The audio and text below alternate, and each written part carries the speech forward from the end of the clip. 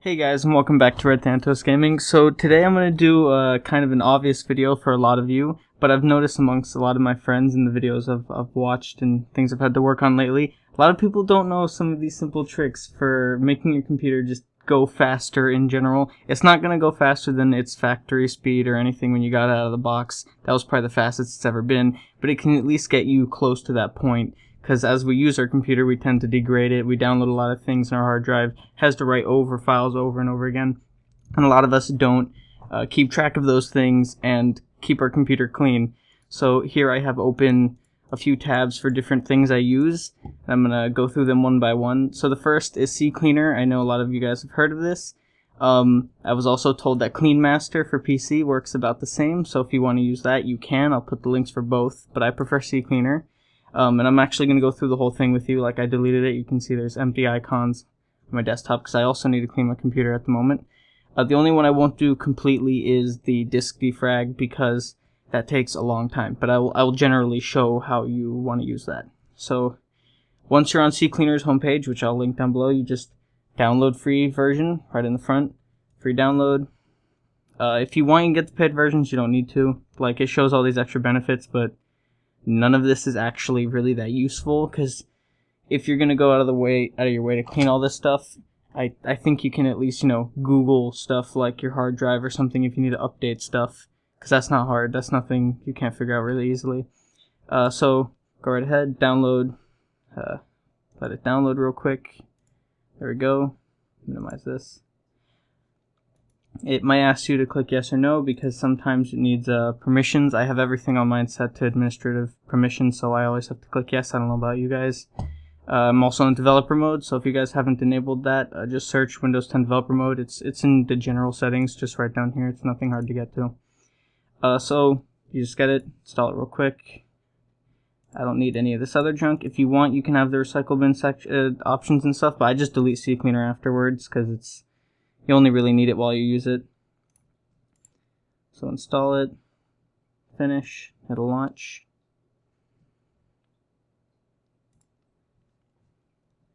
You don't need to read the release notes or anything unless you're updating and you want to see what they've changed if you have the paid version, but like I said, I don't. So there's two things on CCleaner. Most people think it's just for like the cookies and random cache and stuff. One thing I really find useful is the registry thing here. Now, I will warn you, some people may not want to use this if you're scared of doing any kind of damage to your computer, because touching the registry is something a lot of people say you should never do. If you don't feel comfortable with that, don't do it. But personally, I think it's fine. CCleaner is a really big program. It's probably one of the biggest programs used for these kinds of things, and I always do the registry clean. So if you trust that, go ahead and use it. You don't have to. So the first thing you're going to do over here, you don't have to analyze. Just run cleaner, click OK. It's going to say like it'll delete stuff, and it'll just go through.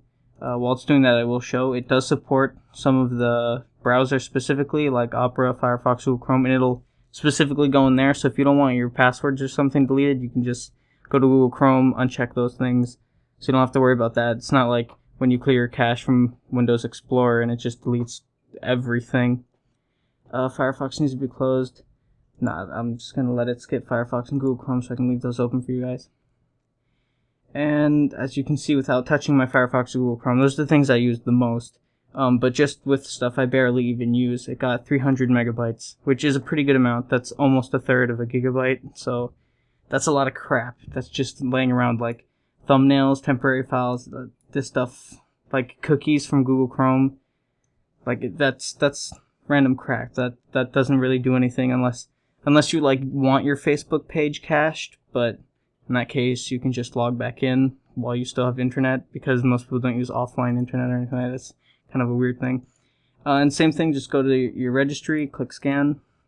This one might take a while for some people, because a lot of people have just a mass of disgusting registry errors. And if you do, another thing, like let's say you are going to risk doing this, at the end it will let you back up your registry changes, so you do not have to permanently change it. If you do it and all of a sudden your computer's like acting horrible, you can use the backup file that you downloaded and it'll revert. So there's no real danger in that, but even still, if you don't feel comfortable, I wouldn't say do it. See right here it says, do you want to backup changes? I'm not going to. Fix the issues, close. So now tons of cache deleted, the registry is clean, there's no problem there. So go to the next one. Here, let me just get rid of that because I don't want an install file on my desktop.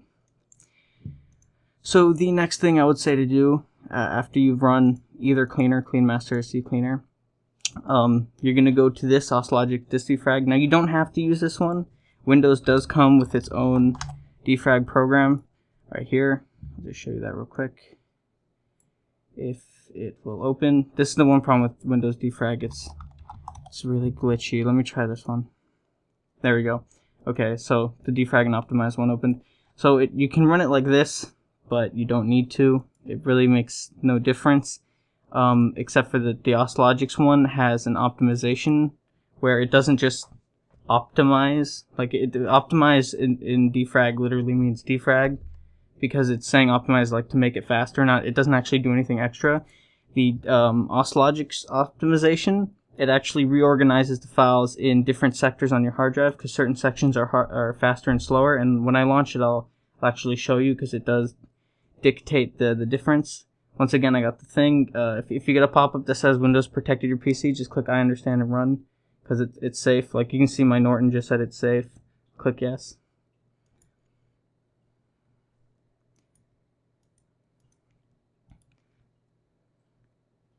There we go. Okay, well it's showing that I still have the other version, but when it opens, you just click OK, go through. Actually, I think I need to update, so I'll let it uninstall the previous version and reinstall.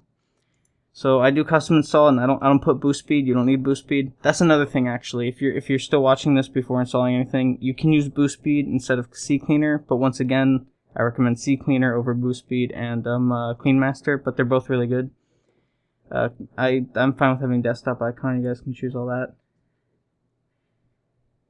What's this? Yeah, agree and install.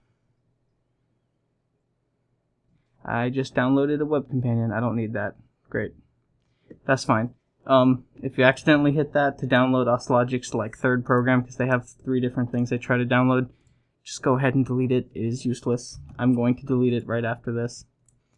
So once it opens up, you see the map of your hard drive. I have 2 hard drives. I'll use this one because this one is not fragmented at all, and I don't want to go through the process of it. My C drive is disgusting. It would take me like 3 hours. But you can click over here and show the speed map, and you can see it shows the access zones, like what's faster and slower. This isn't actually just something they make up so you think it's faster, because when you look at a spinning drive, by the way, for SSDs, this isn't the same. They have their own process. I'll just give you the simple note on that. You're just going to click here and click Optimize SSD, because none of this applies if you have a solid-state drive. So back to spinning drives. If you'll know if you have an SSD, by the way, because it has a little thing here where it says SSD. On a spinning drive, it's literally like 4 or 5 magnetic discs, just like a CD, and the closest to the center is the fastest running. So you wouldn't want, and that just closed. Okay, that's fine. You wouldn't want everything on the outer edge of those discs, because then it's going to go much slower. So what this does is, after it defrags, it moves everything all the way up into this top line, because that's going to be the fastest zone. I'm just going to analyze so you can see, because doing it any other way would be slow as hell for me. And let's see, it's analyzing this one. Yeah, so you can see it'll start going over it. I have 3 purple dots here. Those are just system files, random stuff like that. And you can see how messy it's getting, like as it's going. I have a lot of stuff fragmented on here, but on my secondary hard drive, it's pretty clean, because I clean this one very often. It's very neatly done. So if you're going to use this, you can just do a regular defrag, but what I recommend is do defrag and optimize. The difference is, this one will take like an hour, this one will take like 3, but this one will make your computer, like, the difference is so large when it reorganizes where it's located on your hard drive, that one of them, it's going to speed up no matter what. But one of them, it's like if your hard drive was new, and the other is like just your regular old hard drive. It's already what you have. So this is probably the most important, and the defragging your computer will probably make it faster than anything else you're going to use. So I definitely recommend going with this option first if you don't trust any of the other things. Now, there's a few other ones. Some of you aren't going to like these. The first one I would recommend would be ADW Cleaner. Basically, this is CCleaner if you gave it a flamethrower. It's gonna go in and find adware, like hijackers, like it says right here, like hijacker.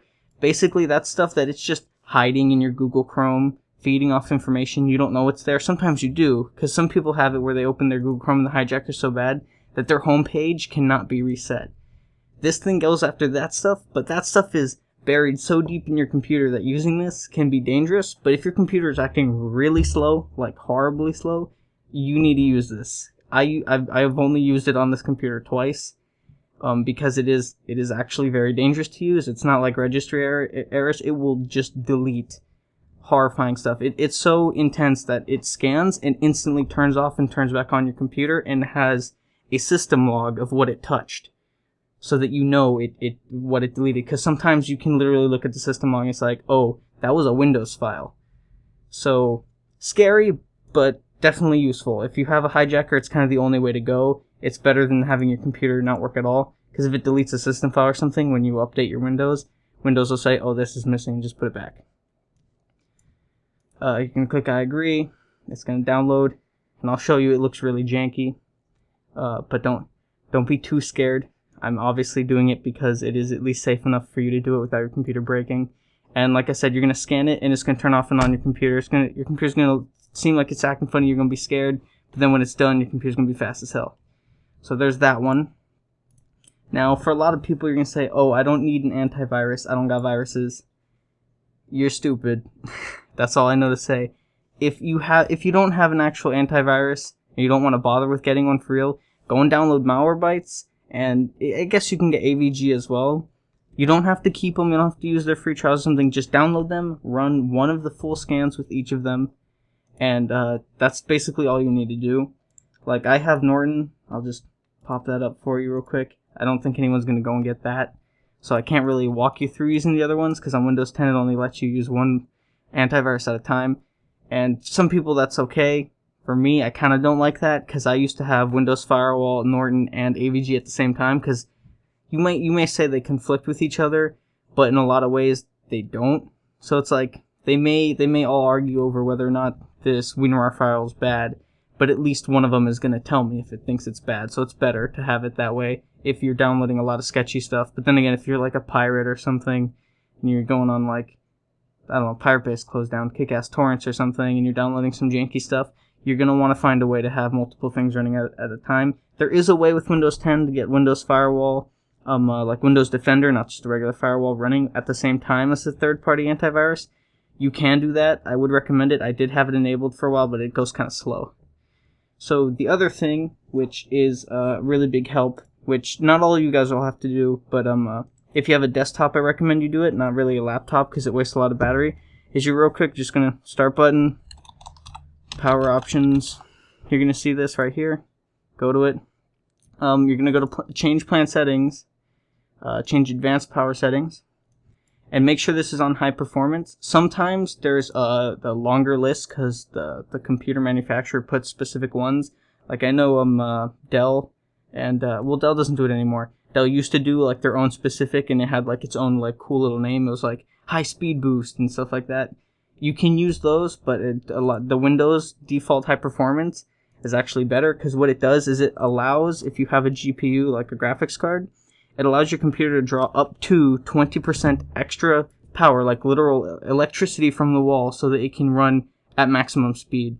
Like my GPU is made to run at something like, I don't know what it is, like 200 watts or something, but I've allowed it to use up to the maximum 550 that my power supply can provide it.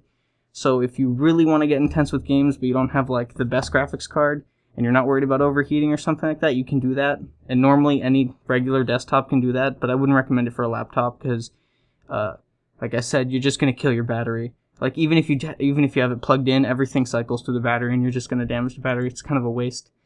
What else is there? Oh, and virtual RAM. So this one is also completely safe. You don't have to worry. You're not going to damage anything. Windows manages these things on its own. You're just going to, real quick, if you have a My Computer over here, Windows 10, they don't really put one there. You can put the shortcut there yourself. I just go to Documents. Where you see this PC or My Computer, right-click, Properties, and it's going to open up your system, like your system panel in your security section. You're going to go to your advanced system settings. You can click yes, and you're going to get this little pop-up, and you're going to be like, oh, I don't want to go into this area that looks sketchy. It's fine. This area is safe. It's all managed by Windows, you'll see. You're going to go to settings, advanced, and you're going to go down here where it says paging file, virtual memory. You're going to click change. Now, one thing is, you're going to see over here my installed RAM is 8 gigabytes, and my total paging size is 8192, which means its virtual RAM is equal to my installed memory. That's usually about how much you want it, unless you have a computer with like 2 gigs or 4 gigs. You can add an extra 2. Like if you have a 2 gig computer, you can put it to 4. Almost no one does, but you can. And if you have a 4 gig computer, you can put that to 6. But if you have like an 8 gig computer, there's no point in putting it to like 16 or 10 or anything like that. That's not going to make any difference for you. Virtual RAM only does so much. So as you can see, it has the automatically managed paging file. So if you do anything, you can just come here and click this and it'll fix itself. But if you want to increase this because it's not already the same, or you think it could be higher on your computer, you're going to uncheck this box, and in the custom size down here, you're going to put these on the initial size and maximum size. The initial size, you're going to put it to what you already had. If it's lower, so let's say mine was at 6 gigabytes, I'll put it at 6,000 because that's estimated 6 gigabytes. I don't know, it doesn't have to be exact because it's going to do it by megabytes, not gigabytes. And then since I would want it to be a maximum of 8, I would put down this, which would be 8192. And then when I hit set, it's going to give me a little yes or no, and then you click OK, and down here you click OK. Now my system managed one is already perfectly fine. Actually here, just to be safe, if you do anything, you can just empty that out. And then I'm just going to leave mine on automatic, because mine automatically is already high enough. But sometimes people want to increase that, so that's another way. Now doing that, some computers, their total paging file size can be really low. Like sometimes you have 8 gigs and it's like 2 gigabytes. Don't worry about like, oh, that's such a massive change. Something, just go ahead and change that. That's not going to affect anything. If anything, it's going to make it faster, because basically what this does is how RAM works, because it's random access memory. This isn't like oh god, I had a hiccup. This isn't like downloadfreeram.com or whatever it is. This basically, it uses hard drive space as random access memory, because what random access memory does on the lowest level is it's where it holds, and you can swap back and forth files within that you're working with. So your computer is doing something, it's tossing back and forth files within your RAM, so that it can only do so much. You can only put so much in there. If it's 8 gigabytes, it's not like it can throw a 100 gigabyte file onto there. Now it can jam a lot in there. It can actually jam more than 8 gigabytes technically, but that's going into too much detail. But you want to increase that sometimes, because if you only have if you only have 8 gigabytes of RAM, but you don't only have 2 gigabytes of virtual memory, then you can make it more. You can let it do a lot more. So since mine's 8 gigabytes, it's like if my computer had 16 gigabytes of RAM, just 8 of them are much slower than the other 8. So it's definitely useful to increase that. You're gonna see a significant speed change. Like one thing is I had a Windows Vista computer. It was one of those little notebooks. Only had 2 gigabytes of RAM. I put the virtual RAM on 6, and instantly I went from having to use the I'll go into that in a second, but the Windows 2000 differences where what you can do is you can change your Windows theme, so it's like Windows 2000 themed, because that's much more lightweight. Or you can use I think they call it, not Opera theme, well, the visual effects theme, where it has like the transparencies and stuff, and I was able to turn it back on to having everything pretty. So if you're on that slow, that you can see it makes that much of a difference. So once you hit OK, all this is applied, you should get a pop-up. I didn't get it. That says you need to restart. Okay, yeah, there you go. It's going to tell you you need to restart. I didn't change anything, so I'm just going to click restart later. If you did, that's why I'm saying to do this last. Just click restart. Everything's going to start over, and after you've done all this, if you my computer starts in about 10 seconds, and a lot of people say that's really slow, because I have 3 hard drives. Only 2 of them are enabled right now, and they're terabytes, and they're all almost full. But if you've done all this and you have your hard drive clean and stuff, your computer will go from starting in like a minute, because some people's computers go slow as hell, it could go down to just as fast as mine, 10 seconds. And if you already are on a 10-second computer, like if you're on Windows 10 with like 30 gigs of RAM and you didn't know this and you do this, all of a sudden your computer is going to start up in like 5 seconds. Like it's like your computer went to sleep. You didn't even shut that thing off. So yeah, I'm at the 20-minute mark. So I'm not going to go into any more depth of it. I was thinking about talking about some of the other Windows features, but you don't really need those. So hopefully this has helped you guys out. Hopefully your computers aren't running like crap, because mine used to. And if this was useful, leave a like, comment. If there's any other suggestions down there, I'll leave all the links in the description below. And see you guys next time.